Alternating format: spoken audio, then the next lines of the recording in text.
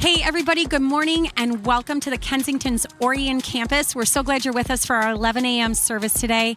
We are in week 2 of our I Feel series, and we're talking about I Feel Anxious today. So it's kind of a big day. We've got Steve Andrews with us, and wow, we had an awesome 9 a.m., and I love that you're going to be here to be a part of the 11 a.m. We got so much going on around here. It is group season here at Kensington. Fall means it's time to get connected. So we would love for you to check out one of our groups. We have those virtually and in person. So you could join us for Alpha, Bible Basics, a women's small group, one of our care ministries, whether that's Celebrate Recovery or Divorce Recovery. There are so many options. So we'd love for you to check that out. And if you have questions, please reach out. Also, if you have kids or are part of a family, we would love for you to join us today for our K-Kids barbecue, family barbecue. It's happening today at Bear Creek Park from 1 to 2:30, and you can just come on out and hang with us. Have a meal. We'd love to meet you. So settle in, and we are going to begin our day. Glad you're here.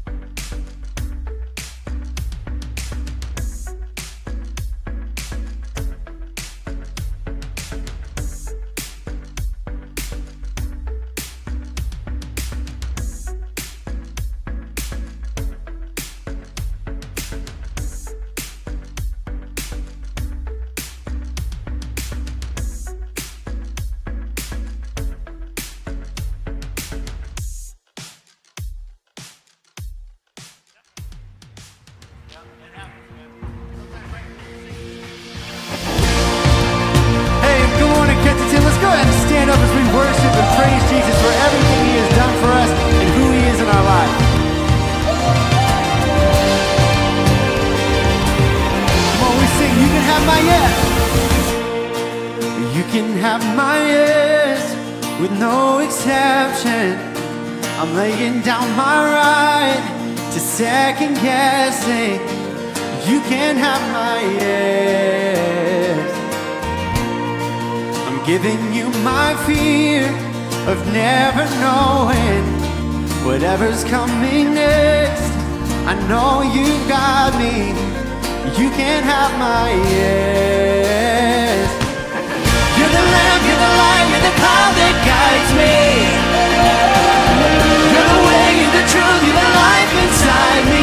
You conquered my fears, so I leave it all behind. I'm running to the light.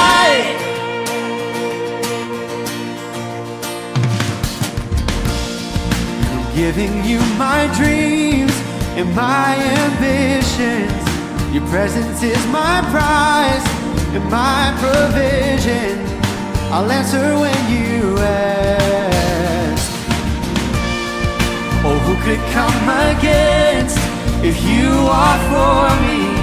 'Cause even in the fire, I know you got me. I'm giving you my yes again. You're the lamp, you're the light, you're the cloud that guides me. You're the way, you're the truth, you're the life inside me. You conquered my fears, so I leave it all behind. I'm running to the light. But we sing, oh, wherever you are, wherever you wanna go, I'll follow you. Oh, wherever you are, wherever you wanna go, I'll follow you. Oh, wherever you are, wherever you wanna go, I'll follow you.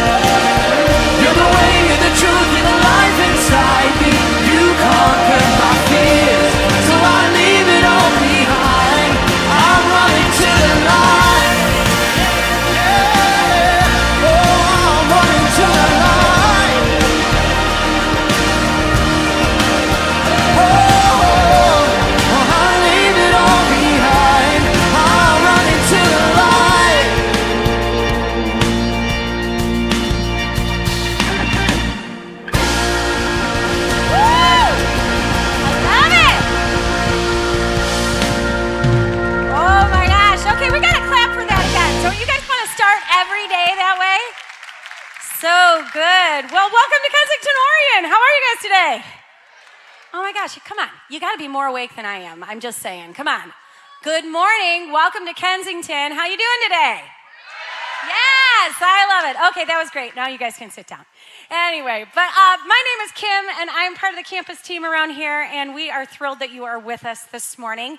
We are going to kick our day off with a little bit of a celebration. We had a huge day yesterday in our women's ministry. We had an event called Getaway, and we were downtown Detroit at the Durfee Innovation Society, which is part of Life Remodeled, which is one of our move-out partners. And we just had an amazing day. All of our campuses were represented from all across Kensington. We had almost 200 women come together and find out what it means to be uniquely designed by Christ. Here's some of our photos. We had so much fun just being together in a community of women. We haven't done that in almost, come this spring, it would be almost 2 years. So it just felt so good to come together, to worship, to hear the truth, and to just be in community. It was a beautiful day. Shauna, who is our new teaching pastor for all of Kensington, this day was her vision, and she just crushed it. So ladies, were any of you able to be with us yesterday? Who's here? Come on. I see some hands. Ow, I see some sweatshirts and some swag. It was an awesome day. If you have not participated in one of our women's events before, you are going to want to make sure you have a front seat for the next one. So glad to those of you that could be with us. Next, if you haven't noticed, we have some big flags out in the lobby. It is connection time here at Kensington. Fall is our time to get connected into groups. So it's not like, hey, are you in a group? It's, hey, what group are you in? Because we want everybody here to feel like they have a place. And so there are so many different opportunities. Maybe it's a class. Maybe it's Bible basics. Maybe it's Alpha. Alpha is amazing. If you haven't participated in Alpha, it is where we dig into the big questions. You know, why do bad things happen to good people? Is God really who he says he is? But you're going to gather with a group of people, you're going to have a meal, you're going to sit down in a safe place and discuss these questions. There is no question that is off limits at Alpha. You can sign up for that today in the lobby. Men's groups, women's groups, couples groups, students groups, we have everything. Also our care ministries, divorce recovery, celebrate recovery, grief recovery. There are so many different things going on in and through our world right now, and we have a way for you to connect. So go talk to these lovely people in the lobby. Or you can jump online at kensingtonchurch.org/groups and find out all the details. They have like 82 things they want me to share with you today, so I'm going to keep talking. No, but today, if you are a family and you want to meet some other families doing life around this place, we have a K-Kids family barbecue today. Ryan, who leads our family ministry, says it's going to be amazing. I think he is the grill master today. And he also said there is going to be some competitive kickball taking place. So you can jump on and still register. If you don't want to deal with registering, you can just show up. So look up Bear Creek Nature Park. It's from 1 to 2:30 this afternoon. So we'd love for you to check that out there. I know you guys got a paper today when you walked in. You can kind of set that aside. Steve is going to dig into that with us when we get to the message. And yeah, shout out Steve Andrews in the house. That's Steve giving himself a shout. I love it. Oh my goodness. Hey, we are going to continue our day. I have some lovely, talented folks who are going to join me on this stage. This amazing crew is part of our Kaleo Kids program. If you guys don't know what Kaleo is, after hearing this song and the next song, you guys are going to want to know more. We have groups that meet all over the place. They start with kindergarten all the way through 5th grade.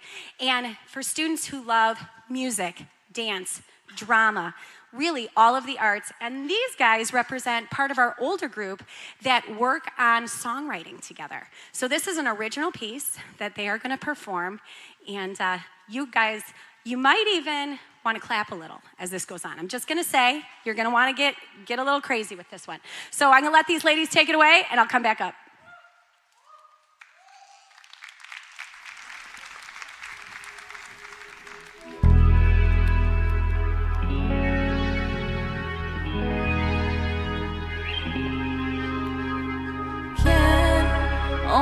See what's in front of me, face to face, is this destiny? see some things lingering? What is there for me? Why can I not see some things lingering? What is there for me? Finally turn to see what's next to me. No reflection, feel the mystery. Walking toward unknown territory. I don't know what to expect, that's what makes life worth living. Go to the beat, beyond, beyond. Go to the beat, beyond, beyond. Go to the beat, beyond, beyond. It's the end, gotta begin, gotta leave it all to find faith. Out of sight, new reality. Free from me, losing gravity. Why can I not see some things lingering? What is there for me? Why can I not see some things lingering? What is there for me? Finally turn to see what's next to me. No reflection, feel the mystery. Walking toward unknown territory. I don't know what to expect, that's what makes life worth living. Go to the beat, beyond, beyond. Go to the beat, beyond, beyond. Go to the beat, beyond, beyond. Gets the end, gotta begin, gotta leave it all to find faith. Aimless, blank pages. Abyss below me, I risk my only chance with no harness. Arms out, just the race, the bridge, the harmonies I miss. But soon as I try to catch my balance, I slip and fall into emptiness. Hold this abundant gift, blindfolded, a broken mirror. I don't know what reflection is. Superstitious beyond the mist. I go beyond the limits you can find me with. Hold on, keep the beat on. I go beyond neon skies. Northern lights, I hold when dangers rise. Gifted me and art that I cannot define. Pause for the blessing of sight. And if you go to this beat, it'll give me some height. I live in the beat. Live in the beat. Yeah, live in the beat. Yeah, live in the beat. Come on. Yeah, live in the beat. Live in the beat. Live in the beat. Yeah, live in the beat. Yeah, live in the beat. Yeah, live in the beat. Live in the beat. Live in the beat. Yeah, live in the beat. Yeah, live in the beat. Yeah, live in the beat. Live in the beat. Live in the beat. Yeah, live in the beat. Yeah, live in the beat.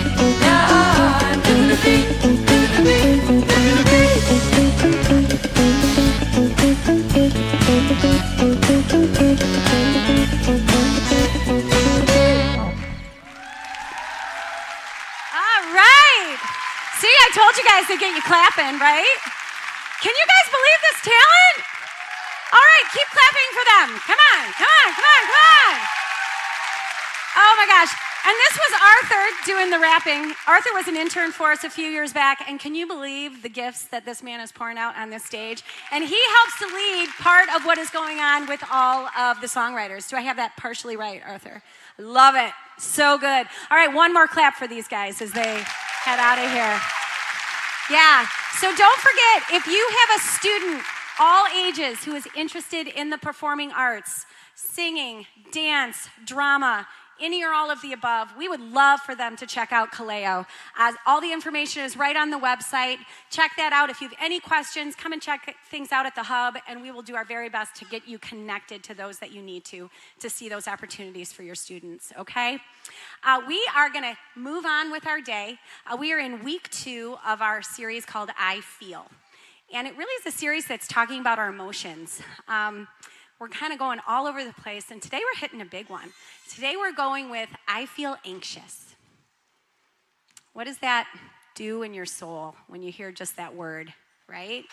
I know for me, it takes me to a place, kind of shivers down my spine. I don't want to believe that I'm anxious about anything. I want to say I have it all together, and I'm not stressed, and I'm not overwhelmed, and that everything is hunky-dory and peachy. And that would not be the true reality if I was being honest and authentic. So that is where we're going to go today. We have a really amazing song that, again, we have Kaleo performing for us that has a video that goes with it that really speaks into what that can feel like sometimes when you have all of that going on inside, but you just can't get it out. So sit back and look at this. So tell me, what's going on? Well, there's a lot going on. My boyfriend has commitment issues. My dad's just been hospitalized. My mom is continually in my business. Work sucks.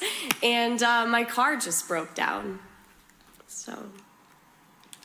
There are many times in life when we have to deal with a lot of things. It's all about how we choose to react and deal with our stress. Turn off the TV, it's starting to freak me out. It's so loud, it's like my ears are bleeding. What am I feeling? Can't look at the ceiling. This light is so bright, it's like I'm overheating. It's mine, is it mine? Who am I to judge? Oh, I should be fine, but it's all too much. I get overwhelmed so easily. My anxiety creeps inside of me, makes it hard to breathe. What's come over me feels like I'm somebody else. I get overwhelmed so easily. My anxiety keeps me silent. When I try to speak, what's come over me feels like I'm somebody else. I get overwhelmed. All of these spaces, don't know what space is. Crowds are shut down, I'm overstimulated. Nobody gets it. Say I'm too sensitive, I can't listen cause I'm eyeing the exits. Is mine, is it mine? Who am I to judge?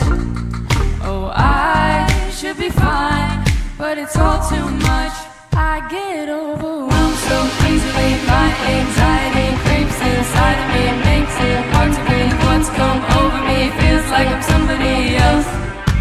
I get overwhelmed so easily. My anxiety keeps me silent. When I try to speak, what's come over me feels like I'm somebody else. I get overwhelmed.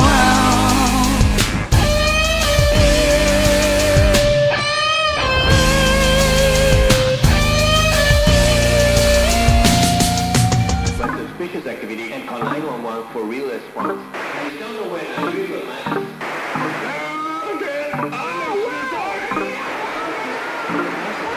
It's mine, is it mine? Who am I to judge?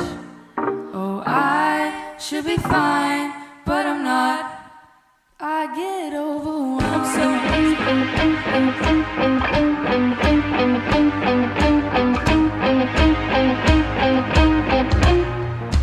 I get overwhelmed.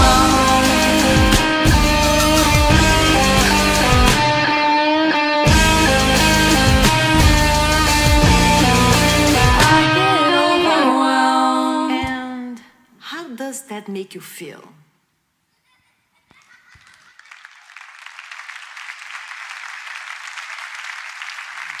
Super good. That was incredible. And the gal, I'm trying to find the girl's name that did the video, the dance in the video. She was amazing, wasn't she? That was really well done. Thanks, guys. Well, I should be fine, but it's all too much. I should be fine, but I'm not. That's the song. It's really powerful.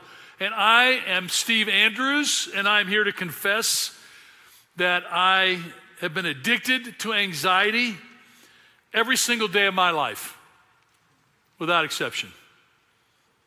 There's never been a day in my life where sometime in the morning, sometime in the middle of the day, sometime at the end of the day, and sometime in the night, I haven't felt anxious about the circumstances and the way that my life works. Is anybody like me? Anybody want to admit that? Okay, there are a few of us. We're all a few of us who are psychos. No, it's real. And I want to talk about it today. And I tell you, if you weren't anxious after watching that video, you are.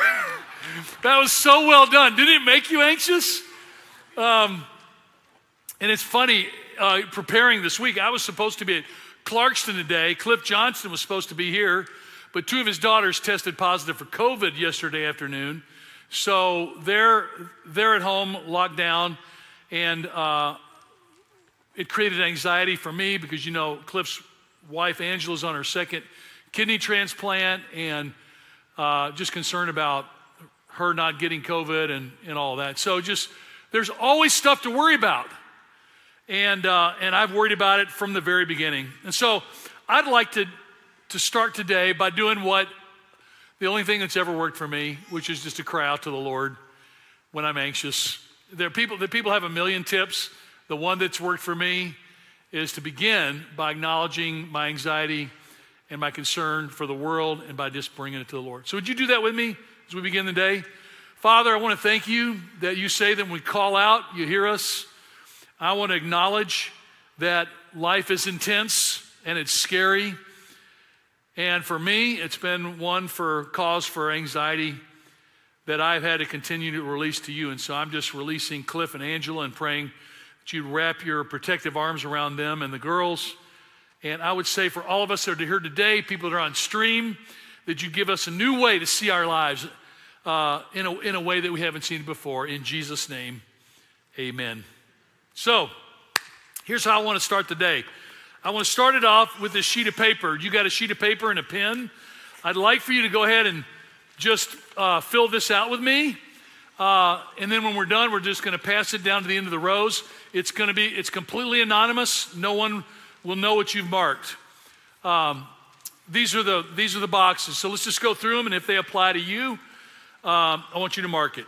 First one is I feel alone. If that's what you're feeling right now, just put a check or an X. Number 2, no one would love me if they knew what I've done. If that's true of you, mark it. Number 3, I hate how I look. I know that's a huge, huge issue in our world today. And social media and the accessibility of information has made this a huge problem. So that people that are obsessed with their looks, like the Kardashians, get hundreds of millions of followers, right? Because what is it except an obsession about appearance? It's really fascinating. And I understand that because I realize not everybody can look this good. So I feel compassion. Number 4, this is actually one that I check. I've used food to cope, either restrictively or excessively. I'm depressed. It's been a journey, a lifelong journey for me with depression. My identity is based upon the success or future of my children. I'm sure none of us have ever done that. I feel like I don't have any friends. Mark that if it applies to you. Next one is I regularly drink too much. That might actually even be hard because a lot of the people that I'm in life with, it took them a long time to get to the point where they realized they were drinking too much. So if you're not sure, probably wise to check the box. I've had panic attacks. I worry for the well-being of my child.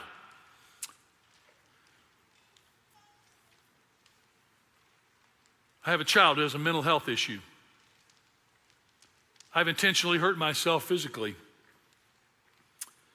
And this is a big one. I feel shame about something I cannot share.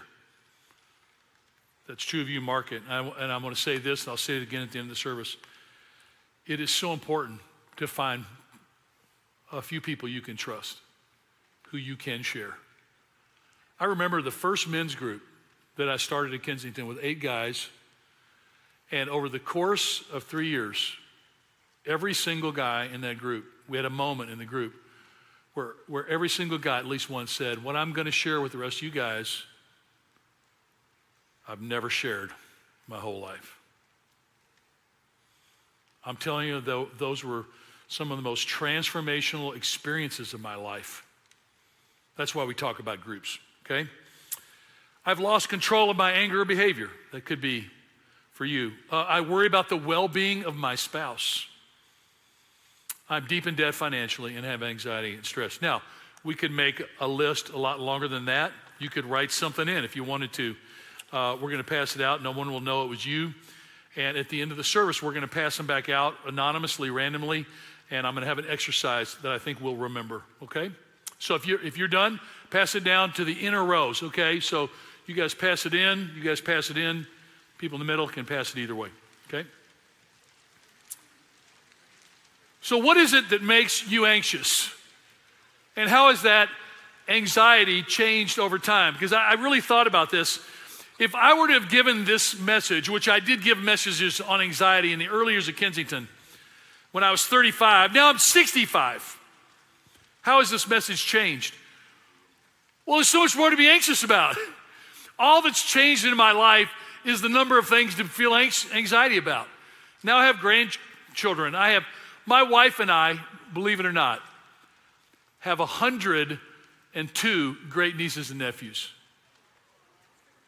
between our two families. And I love all of them.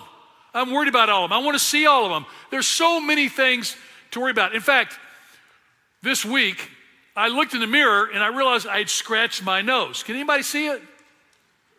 Give me a close-up, somebody. And I'm like, my modeling career is shot. Actually, that would have been my first thought years ago. Actually, my first thought would be, man, how did I scratch my nose? You know what my first thought now was? Huh? If you're 65, you know the answer. I wonder if it's skin cancer. Right? Just one more thing to worry about. It's not healing, it keeps breaking, it's not covering up. Pretty soon, my modeling career is going to be shot. People have always loved me based on my appearance. I thought, isn't that interesting? Because I've got people here, so many that are battling, many of them beating cancer, and man, praying and sharing, and here I'm worried about a scratch on my nose. But hey, guess what? It's my nose. It's real to me. That's what anxiety does. And I thought, we live in a world of news feeds, and the word I've come to hate more than any other word probably in recent years, logarithms. Logarithms feed our fears. You start to click on stuff and everything, then all of a sudden everything in the world that's related to that thing starts just jumping out at you. I feel so controlled. I want to just like I want to find, where's the switch for logarithms? And turn them off. Because then we get stuck in our news feed. We get stuck in our interests. We get stuck and bombarded with the images that control the narratives of our life. Add to that the Delta variant, employment struggles, concerns over every single person in my family. I think of politics. I think of the heartbreak over Afghanistan. I cannot tell you how that has made me sick, because we have brothers and sisters in Christ and their families we love, and some of those families have been executed in the last week and a half. They're gone. Some of them got out. Some of them identified the talent, are dead, executed. How do you even process that? There's 1,000 other heartbreaks. The list is endless. So how do we live with anxiety? Because Jesus says, don't be afraid, don't be troubled, he says in John 14. And I think, why did he say that? I've explained this many times. He said that because he knew we would be. He knew we would. He knew we would be anxious. That's why he talked about it. And sometimes, I would say one of the things that's made me the most anxious is I have people in my family and my extended family who disagree on everything. And half the time are mad at each other. Do you mind have a family like that? Am I the only sick family? Family members with diametrically opposed positions, both equally convinced they're right, it's enough to make you anxious. At the same time, I'm in places where it seems like there's not a care in the world. I was at the Rochester Adams football game Friday night. It was a wonderful game. Adams beat Rochester again and again and again. I can gloat as a Rochester Adams parent. And the place was packed. I mean, I don't know how many thousands of people were there, but the Adams stands was jam-packed, shoulder to shoulder. You'd think there wasn't a COVID thing in the world. Rochester was packed. Thousands of kids running around the fence. It was really a blast. And I actually have a confession to make if someone wants to confront me or remove me from leadership, but, oh wait, that's already happened. Just kidding. I gambled the last $5 to my name on the 50-50 raffle. John Borgel, are you here? Is Borgel here? Where are you? I had such a good, lucky feeling about that $5 raffle. And I almost won it. It would have been worth $650. I only missed it by 6 numbers. Oh, wait, there are only 6 numbers. But it was a blast, and the game was fun, and we laughed, and surrounded by people I love. Christian Schomer, just love him, and he and I have been buddies since he's little. He's turned out to be a great football player. But in the middle of the third quarter, the announcer goes, "Hey, we just want to remember a guy who died this week. He's the father of one of the boys on the football team. And we're just having a blast." And he says, "We just want to remember him. He passed away this past week." And I realized that his wife is sitting in the row in front of me, 3 feet away from me. So we're just having a great time. And here she is. Her life's totally derailed. That's life. That's people say, "What's the weirdest thing about leading a church?" It's this, every day. Wonderful. I did a couple back here, did their wedding 11 years ago. Saw them when they came in. They have their twin kids with them. That's a great memory for me. So that's a high, and then just the highs and lows of life. So how do we deal with it? That's what I want to talk about in the time that I have left. Because how do we navigate the emotions? Because if we allow the emotions to control our lives, then they just become cruel dictators. It's like people living in fear. I have people in my life that are just paralyzed by the fear and the anxiety. But on the other hand, if we ignore them, it could be detrimental as well. So what do we do? I'm going to come back to the sheet in a minute. We're going to dig into David's life and his expression of facing anxiety, and then I'm going to talk about the New Testament, okay? Before we do that, I want to receive the offering and celebrate just incredible thing that people are doing. People gave a ton of money to help last week to relocate families that are coming to America, Afghan families.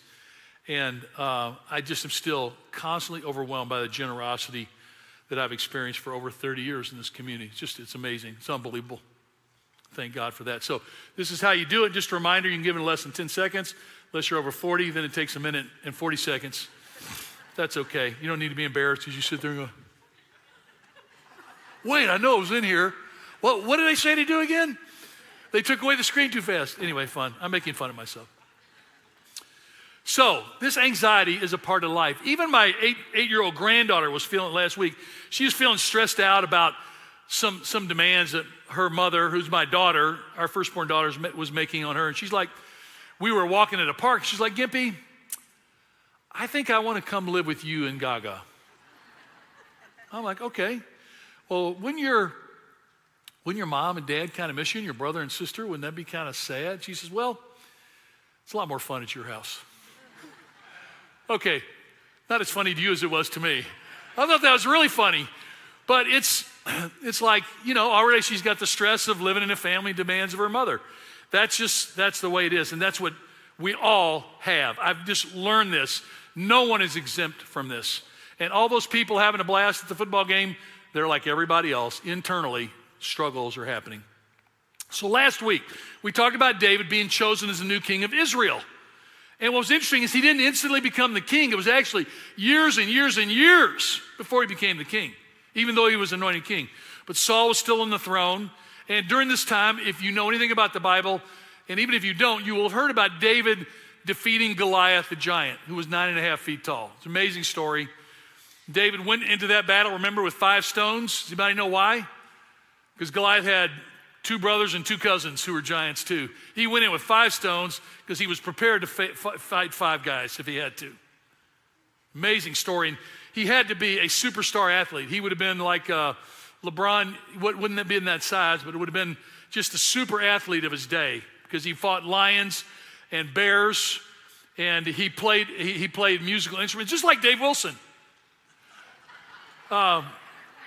Playing music, winning battles, defeating bears and, well, maybe not bears and lions. I don't know. That's not even funny. Okay. So after he defeats Goliath, all the people return home. The country of the nation of Israel is saved. And after David has killed the Philistine Goliath, and it says the women came out from all the towns of Israel to meet King Saul with singing and dancing, with joyful songs, with timbrels and lyres. And that's what David played, was the lyre or the harp. And as they danced, they sang this song: Saul has slain his thousands, and David his tens of thousands. So when you hear that, what do you think? This is not going to go well. Saul was very angry. In fact, it's a bad translation of how fiercely negative he was about this. This refrain displeased him greatly. They've credited David with tens of thousands, he thought, but me with only thousands. What more can he get but the kingdom? And from that time on, Saul kept a close eye on David. This is actually a moment when Saul's life ends. This is the moment his life, for all practical purposes, ends. His life, instead of being one of celebration and great victory, becomes one of anxiety and suspicion and jealousy and resentment, which does what to any person that carries those things in their life? Destroys us. Friends, I know it's terrible things. Some of you have far worse than anything that's ever happened to me. Don't hold on to the resentment. Just part of the thing today is just cry out to the Lord as I prayed at the beginning. Just say, Lord, help me release, because it's the only person that's punishing is you. Well, look at what happens to David for the next part of this journey. In 1 Samuel 18, it says, when Saul realized that the Lord was with David and that his daughter Michal loved David, David got Michal for a series of incredible feats of creating safety for the nation of Israel. That's how he was received, Saul's daughter, in marriage. But it says Saul became more afraid of him, and he remained his enemy the rest of his days. It gets worse. Saul told his son Jonathan, who was David's closest friends, and all the attendants, to kill David. Jonathan wouldn't do it, thankfully. Another part of 1 Samuel, an evil spirit from the Lord came on Saul. Saul couldn't sleep at night because he was anxious, right? He didn't know how to cast his cares upon the Lord. So David would play the harp, and it was one of the few things that would soothe Saul. So one of these moments, David is playing, and Saul is sitting in his house with his spear in his hand, and an evil spirit comes on him, and David's playing the lyre, and Saul tried to pin him to the wall with his spear. That's no way to treat a musician. But David eluded him as Saul drove the spear into the wall. And that night, David made good his escape. Look at the very next verse. Saul sent men to David's house to watch it and kill him in the morning. And then the last one I'll share with you, just to give you a feeling, what you think, as you're thinking about it, think of David's level of anxiety. It says, David stayed in the wilderness strongholds and in the hills of the desert of Ziph.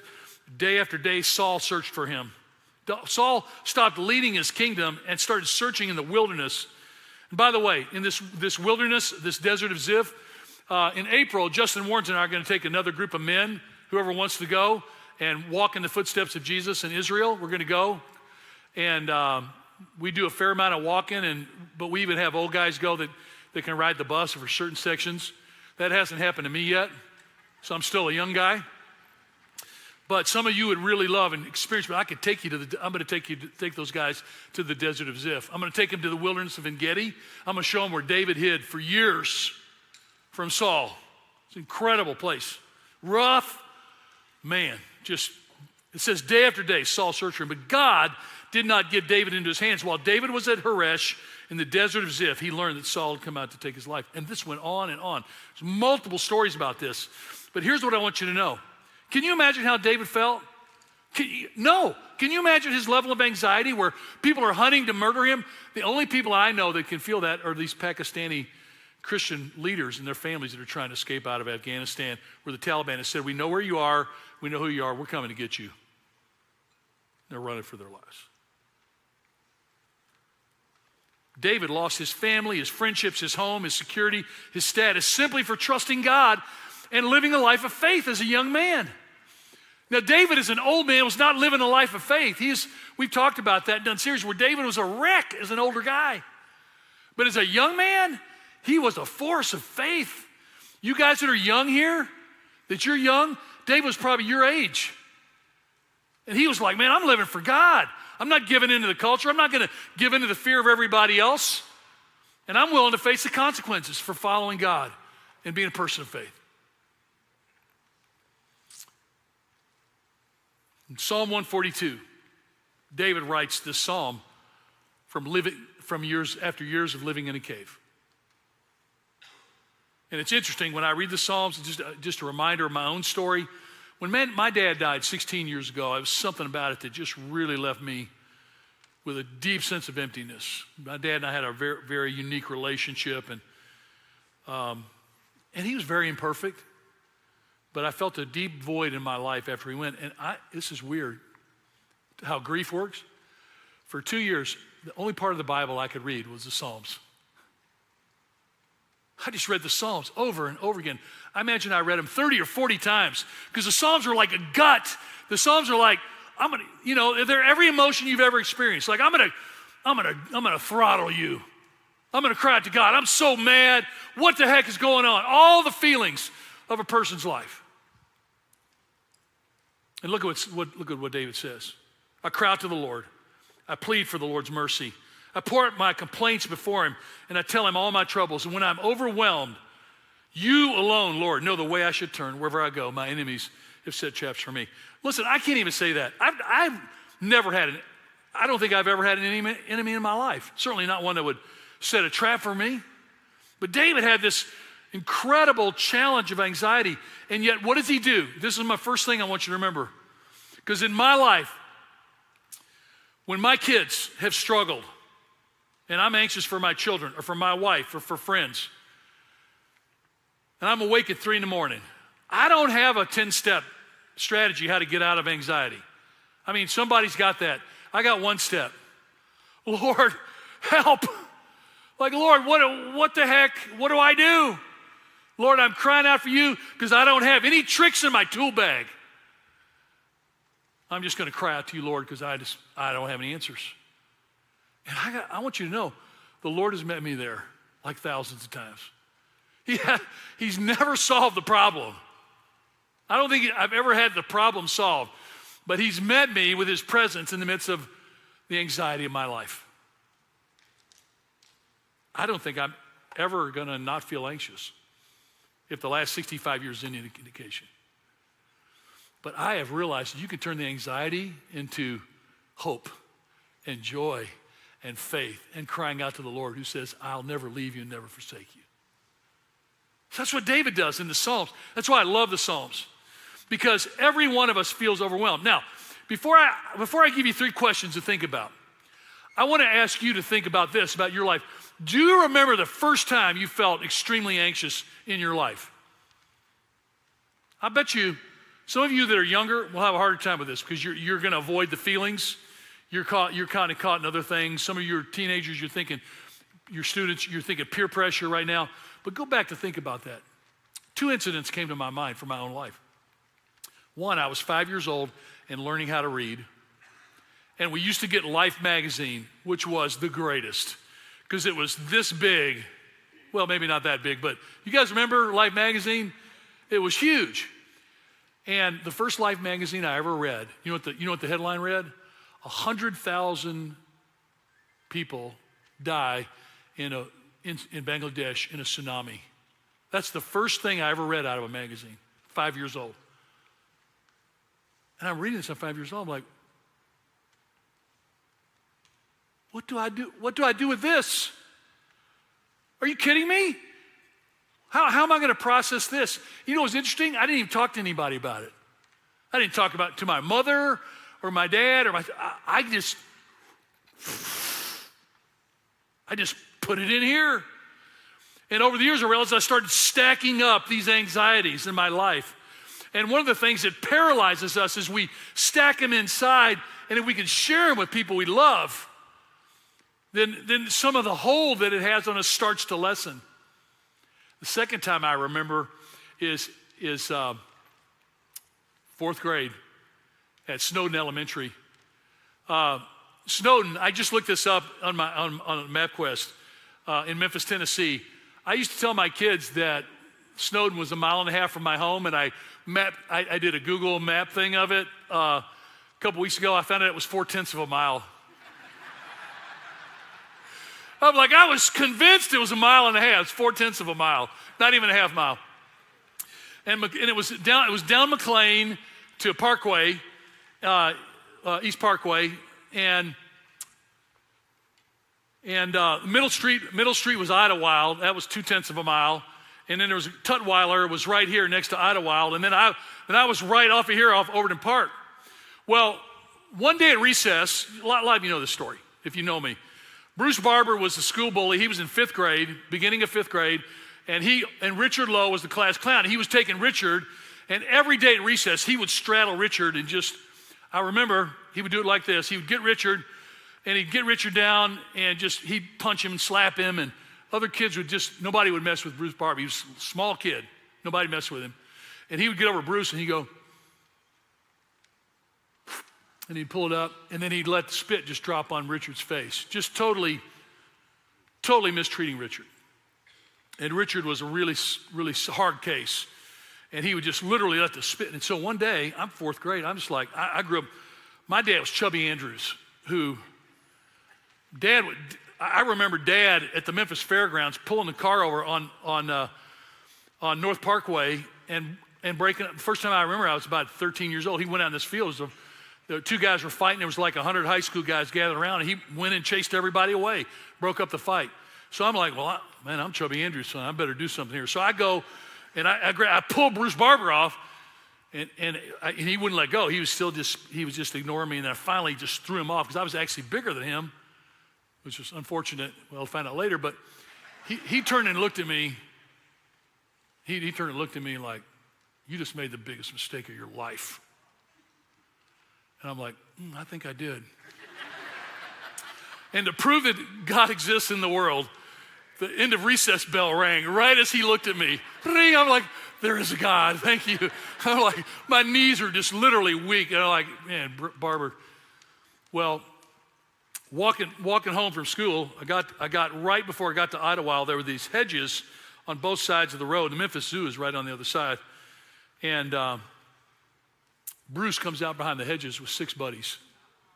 And it's me and Bruce and his 6 buddies. He goes, hey, yeah, you touched me and you threw me off. And so what do you want to do about it? And so we had a fight. It was an epic battle. It lasted about 22 seconds. And he actually cut me on the nose. It's still there. See it right there? And he cut me under the eye. He gave me a little split under my eye. And I mean, the second time he hit me in the eye, I just crumpled. I just gave up. And he was straddling me. It's like he'd straddle Richard Lowe. And all his buddies, 5th graders, I'm a 4th grader, just standing over me. And then they turn and walk away. And man, I was crushed. I was literally, probably walked home just, some of you gotten beaten up. You know what it's like. It's just terrifying. Here's the worst part. The worst part is for the next 2 years, because Snowden Elementary actually was the junior high school was part of it. For the next over 2 years, I lived right down here on Overton Park, and I would come to the edge, and at Overton Park and McLean had this big brick arches that were kind of decorative. I would literally come to the end like this and see if I could see Bruce coming, because he was on Tutwiler. He was literally right here. He was just 2 streets down before you get, and if I would see him walking and laughing with his friends, I would literally wait 10 minutes for him to go. And if he was dilly-dallying, I'd actually wait and be late for school. I never told one person. I'm just stacking this in, right? And if I didn't see him, man, then I'd just to get past. Because I knew even if he came out behind me, if I was on my way to school, I could keep going. He couldn't block me off. 2 years later, he was kicked out of Snowden in 7th grade for pulling a knife on Principal Farino. So I had reason to be scared. But it was more than that. It was the terror of being humiliated. It's the terror of what if. It's the terror of what happens if I come around this corner and I start walking down the sidewalk, right? It's the terror of the unknowns that rule our lives. And I find a lot of us are ruled by that. And so what do we do with that? Because I think we live in a world, and I'm so tired of the news because everything is catastrophized. That's not even a word. But Shauna, who's working on our message this week, that's a great word. I love it. We catastrophize. The worst case scenario has never been stronger in our culture. And this mental activity generates the same physiological responses that seeing Bruce Barber around the corner does. Every time I tell Bruce, I've actually tried to look him up. I've tried to find stuff and never been able to find anything that remotely connected because I really would love to connect with him and just see how he's doing. Don't know if he's alive or not, but anyway, isn't that interesting? So here are the 3 questions I want you to think about that have helped me. I'm just telling you stuff today that's been a help to me. Number 1, you can get your phone out if you want to take a screenshot because you can talk about this later because you'll forget if you don't do it. Number 1, are my circumstances creating anxiety? This at first sounds like a really stupid question, but I think it's important to recognize. So let me just answer it. Are your circumstances creating anxiety? Good, answer. Yes! Are you kidding me? I've got lists, I can make list pages long of the things that are worth worrying about. And Jesus said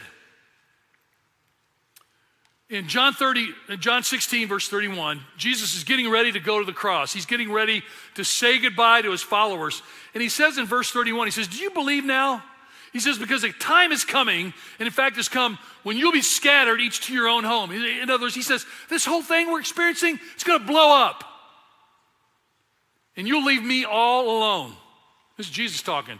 Yet I am not alone, for my Father is with me. And then in verse 33, this is what he says.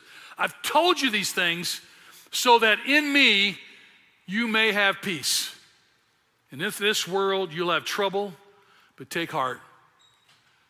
I've overcome the world. Is that not great? You should take a picture of that. This is a verse I memorized when I was in 3rd grade in Bible Memory Association. I've never forgotten this verse. Jesus said, take heart, take courage, be of good cheer. There's a lot of ways to interpret it.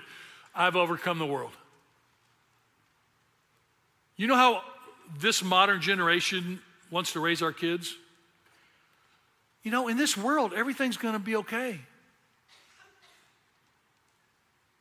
You know what? It's not. It's not going to be okay. This world is full of trouble. You can't live until you can actually acknowledge and be real about the fact that, you know what, the rest of this life is going to be a challenge. Every part of your life is a challenge. There's questions and uncertainties. And I love these young women and Arthur and the kind of our adult Kaleo writing team. They're like, we're stepping into the mystery. We don't know what's coming next. That's what makes life worth living. That's some young people writing a powerful lyric. Because sometimes our circumstances are going really well.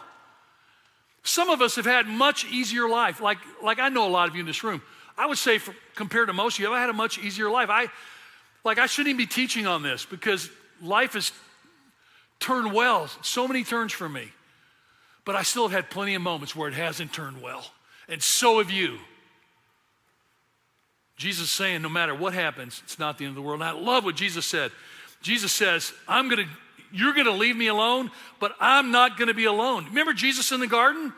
His disciples fall asleep. He's crying out to the Father. He says, my soul is at the point of death.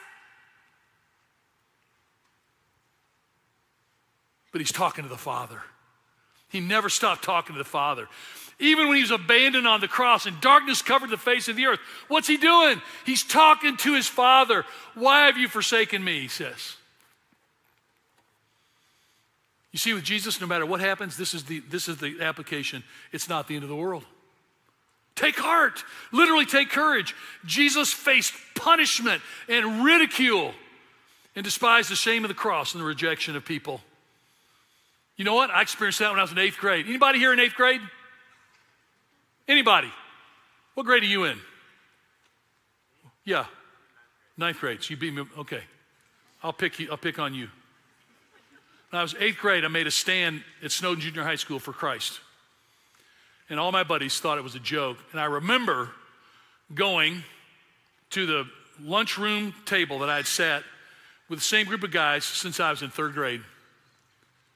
And I sat down the week after I'd made my public confession. I was going to follow Jesus Christ. I wasn't going to join those guys in doing things that 8th and 9th graders were starting to do. And they had planned it that when I sat down at the table, at the picnic table, what they planned is I sat down, put down my food tray, and all 11 guys stood up and left and went to other tables, left me sitting in the middle of the cafeteria by myself alone at a table because they thought that'd be a fun payback because I was a Jesus freak now. So after I beat the crap out of about 7 of them in Christian love, that's not true. That's a lie. That's made up. But I'll tell you, that wasn't the end of the world, but it felt like the end of the world. It was a hard moment. I had to make a new set of friends. And that was not easy. But I just want to say, your circumstances are going to create anxiety. That is never not going to be the case. I went through this thing a few years ago. I thought, hey, if I just solve this problem, then I want to, and then you don't realize there's 100 other problems. They're lined up. They're just in the queue. They're just waiting. Number 2, are my thoughts creating anxiety? This is a point where I want the ushers to bring back the cards, and there'll be baskets, and just take a card, and I'm going to talk about it in about 5 minutes. But our thoughts are creating anxiety, and the ushers do that. I want to share a couple of verses that have meant a lot in my life. Because in our thoughts, we have self-talk. And nobody ever told me this. I finally figured this out by reading a few things. When you're talking, how many words can the average person share with another person in 1 minute? How many words can you get on average? You have any idea? 300. Do you know how many words are going on in your brain every minute? 3,000. Well, for me and some of us, maybe 2,500, but still a lot. I remember times where I lay in bed in the middle of the night and I thought, man, if I could just capture my thoughts, I'd have the most brilliant things that I could share with the world. Has anybody ever thought that? Your brain's thinking all this stuff, and then you start to put it down, and you go, and you just hit a complete dead end. Anybody? Or am I the only one? I'm the only psycho guy here? Okay. The problem is your brain is just going way faster. Like you can't write a book out of your brain because you can't get in your words fast enough. And here's the challenge. So much of our self-talk can be negative. We call ourselves idiots. I was so stupid. Can you believe I did? I was so stupid. You know, there's 2 verses that meant a lot to me. Romans 12 is one of them. Where Paul says, one of the apostles, the unlikely apostle, he says, don't conform to the pattern of this world, but be transformed by the renewing of your mind. You know what the pattern, at least one of the patterns of this world is? Constant anxiety. It's constant anxiety, and everything that's delivering information to us is constant anxiety. So how do we renew our mind? How do we get our mind transformed? Well, first of all, we assess what is our inner monologue. What are the things we're saying? And then we need to say, what is God saying? If I'm calling myself idiot, what is God saying about me? If I'm anxious, what is God feeling about my anxiety? Start to give an honest assessment to the inner thoughts. The other verse I love is Philippians 4. Finally, brothers and sisters, whatever is true or noble or right or pure or lovely or admirable or praiseworthy or excellent, think about those things. But I want to give a twist today. And I've never done this in my whole life, teaching Philippians 4:8. I used to tell people, just start finding the things in the world that are noble and pure and good, and terrific. You know what I want to say today about that? I want to say, whatever is noble, true, pure, excellent, praiseworthy. I'm going to paraphrase it for you. Think about Jesus. Just think about Jesus. Think about Jesus' interactions with people. Because sometimes you can't find the noble and the pure and the excellent. Sometimes it feels like anxiety is all you can think of, but you can think about Jesus. A lot of you have never read the New Testament or read the Gospels. Do you realize if you read the Gospels, do you know what you would discover? You would discover that Jesus surrounded himself with unlikely people that nobody else wanted or chose. That's why when I say think about noble things and purposeful things, the other thing that I would say is find people that inspire you to think good thoughts. I was just talking about Borgie. You've always been a person like that for me. You make life brighter and funnier and more interesting and adventurous. Surround yourself with people who are seeking to live excellent Jesus-centered lives. That's what we're saying. Join a group. Find one of these groups, and you say, well, I don't need a group. Well, get in a group to encourage other people. And it doesn't mean the old negative thoughts will disappear, but they have to coexist with these other brilliant thoughts about Jesus. And then lastly, this is the most important. And this again, it's going to just sound, maybe it's going to sound like third grade. Doesn't matter, because anxiety begins long before third grade. And that is one of the things that I have loved doing my whole life as a follower of Christ is answer this question, yes. And that is, am I living as God's beloved child? Because what if everything goes to hell in a handbasket today? What if everything in my life goes wrong? What if I'm like Job in the Old Testament, where he loses everything, his land, his children, he loses everything but his crabby wife. And I don't have a crabby wife. I don't want to lose her. I almost lost her. I don't want to lose her. What if it all goes? You can't, nothing, no mistake, no horrific decision can take me from being God's beloved son. You know, I'll tell you a story I've never told. I think I've ever told this. I've told a lot of my stories are retreads, but this is a new one.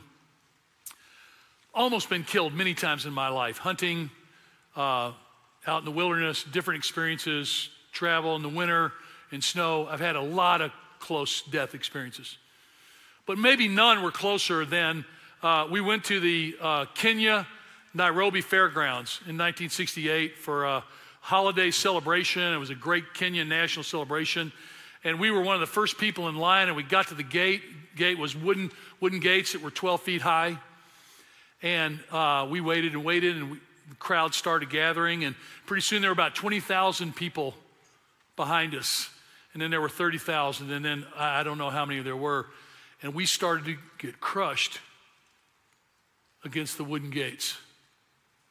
Like we were, and pretty soon I remember we were so crushed in that there were moments where I was standing between my dad and my mom and my sister where my feet weren't touching the ground.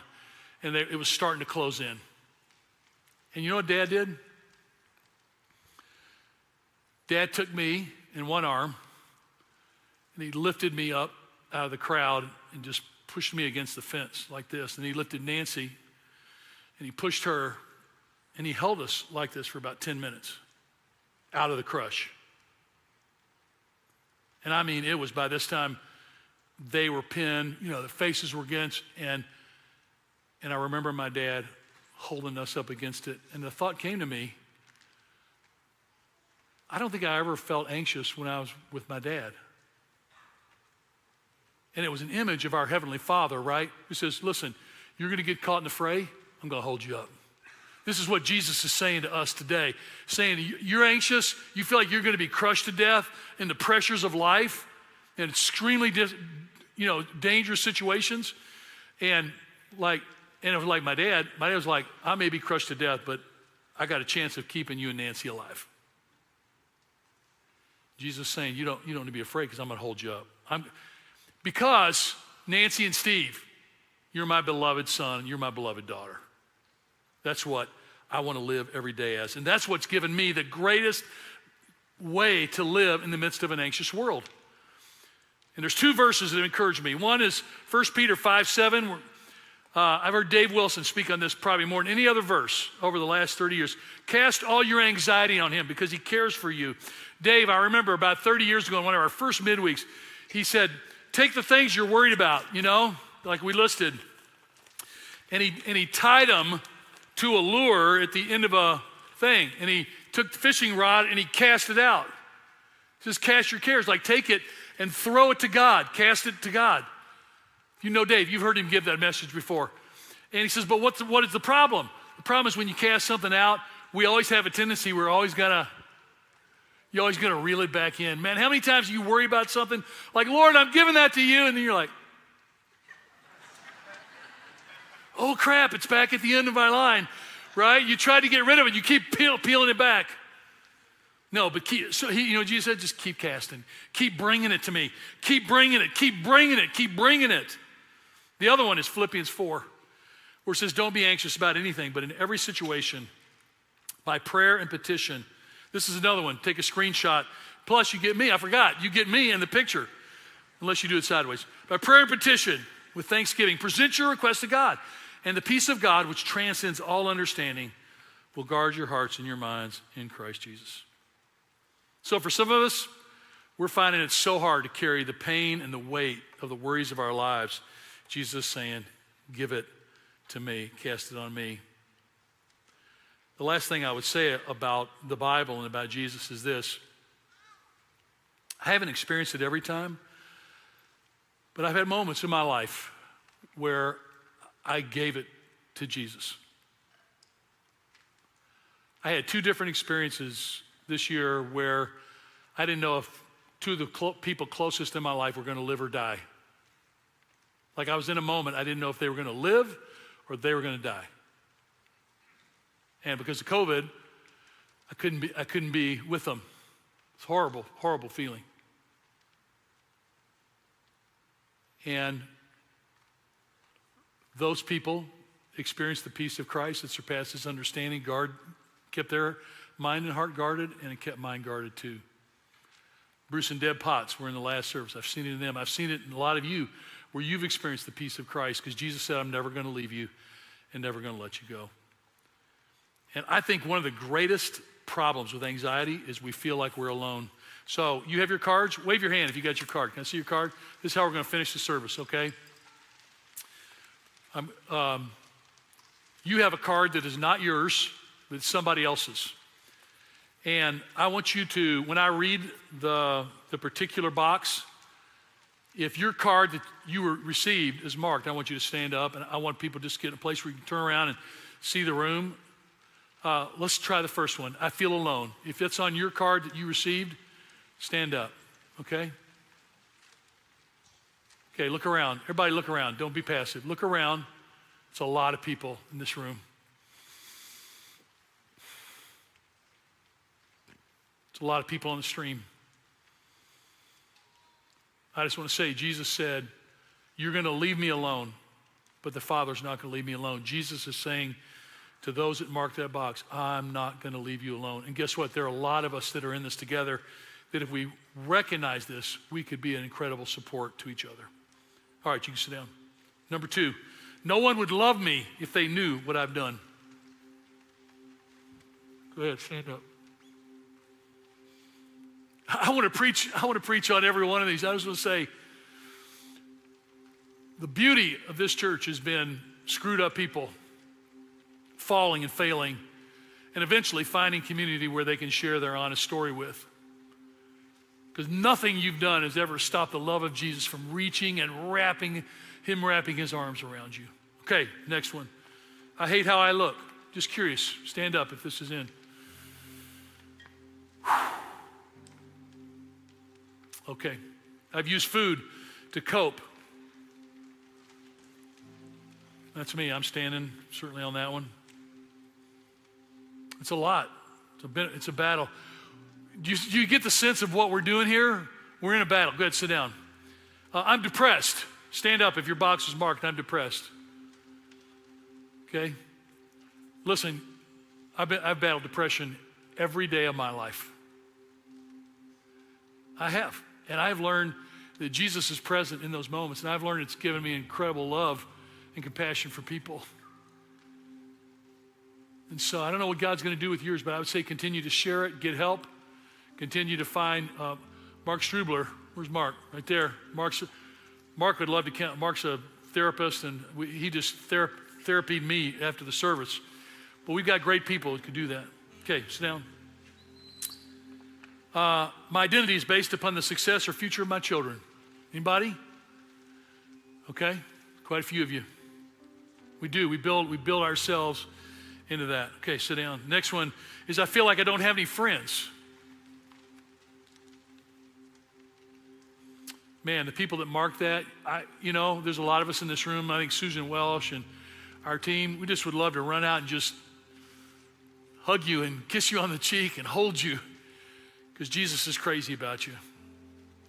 Okay, I regularly drink too much. This is a hard one for people to even mark, but look at that. People could still are going, yeah, I know it's a problem for me. And there's probably another 3 times that number who are thinking, man, should I mark that or not?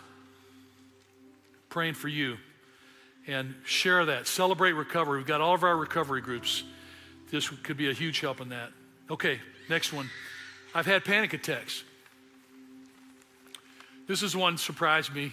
Both services, even more people in the last service stood in the last service.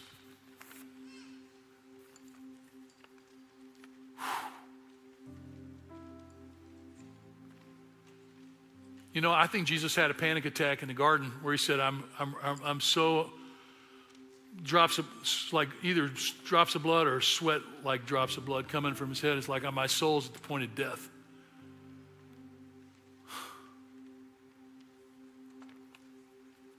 He's there, right where you are. Next one, I worry for the well-being of my child or my children. Wow, holy smokes. I remember a friend said to me a long time ago, you know what the worst part about being a parent?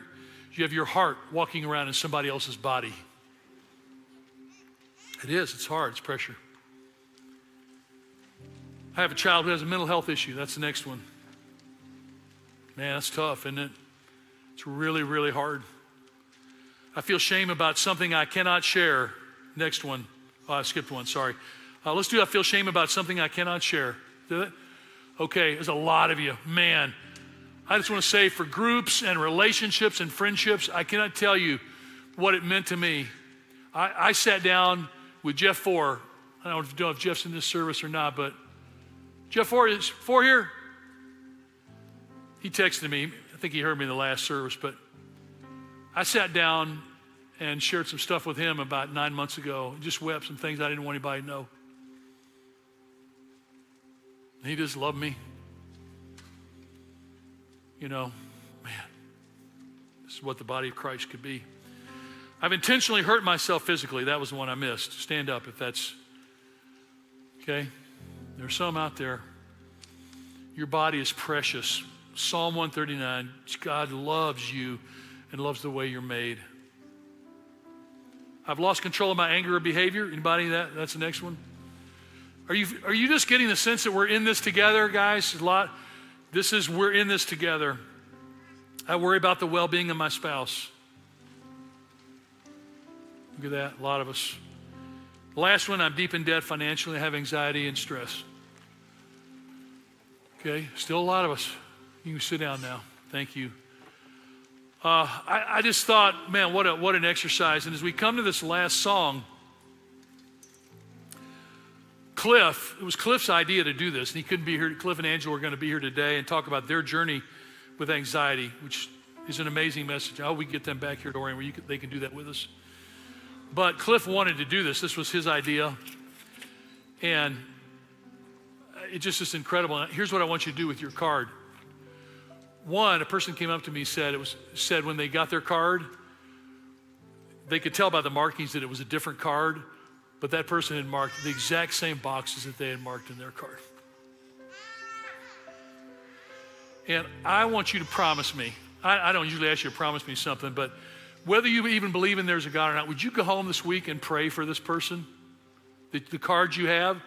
Would you treat this card like it's more precious than your pension or your car? Or your most beloved possession, because someone's heart, I've got 2 of them, they're on this card, and I got a card that the bottom person wrote in by hand. At the bottom said, I feel like killing myself.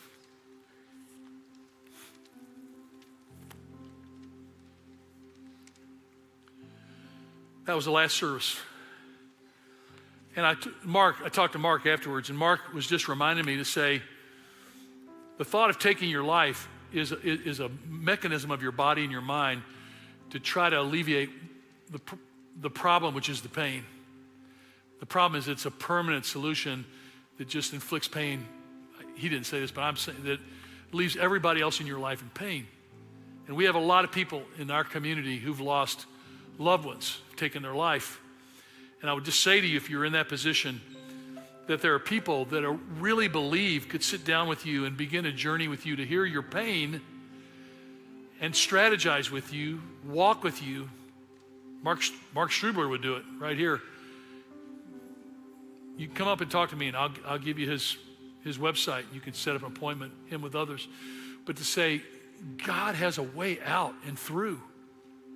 And the way through is always infinitely better than the way out.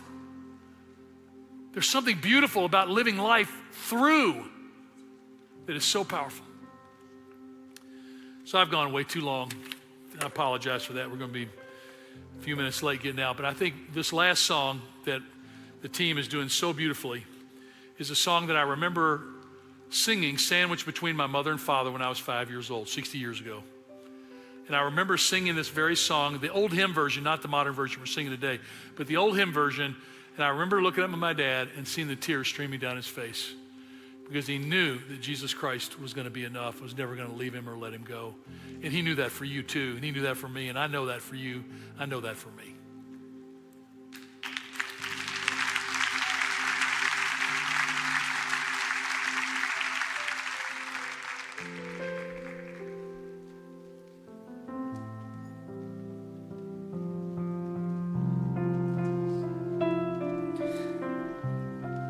I just want to invite you to join me as we sing this last song in handing our anxieties and fears over to God, because I believe that his perfect love casts out fear. And so let's just sing that truth in this song together and release those anxieties and those fears and the strongholds that they have in our lives. Will you sing it with me? My hope is built on nothing less than Jesus' blood and righteousness. I dare not trust the sweetest frame, but wholly trust in Jesus' name. Sing it again. My hope is built. My hope is built on nothing less than Jesus' blood and righteousness. I dare not trust the sweetest frame, but wholly trust in Jesus' name. Sing Christ alone, Christ alone, cornerstone, weak made strong in the Savior's love. Through the storm, He is Lord, Lord of all.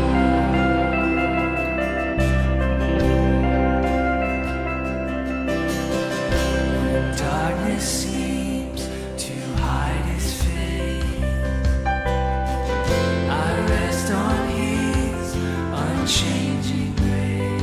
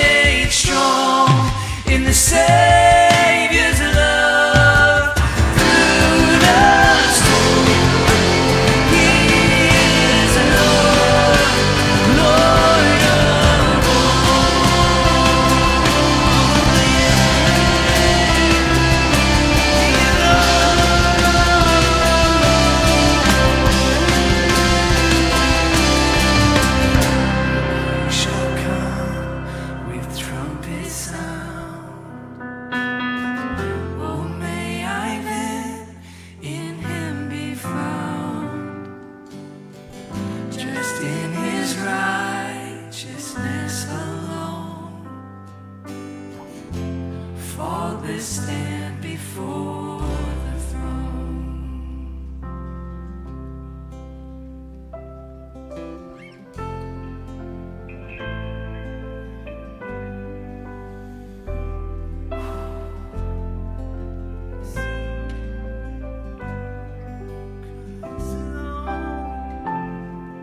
Every high, every low, you are Lord. Sing those words together, church. Christ alone. Christ alone, cornerstone, weak made strong in the Savior's love. Through the storm, He is Lord, Lord of all.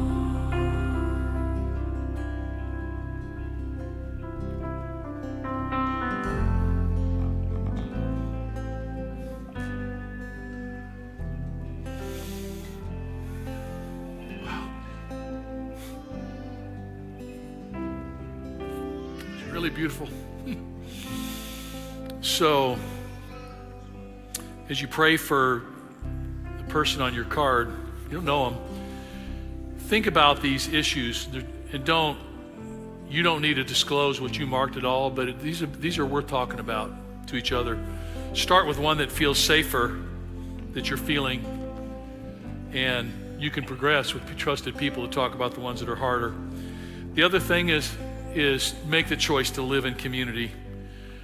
The joy of community, the Orion Kids, K-Kids Barbecue this afternoon at Bear Creek, just right over here. Man, take your kids and let your kids experience the joy and the love of the community and the beauty of that. If you're a parent, what a great moment. We're having this perfect September so far. Hope I didn't jinx it. Gonna rain for the next 10 days. No, hopefully not. But experience this together. And as you walk out of here, Jesus is holding you up in the storm. His anchor holds.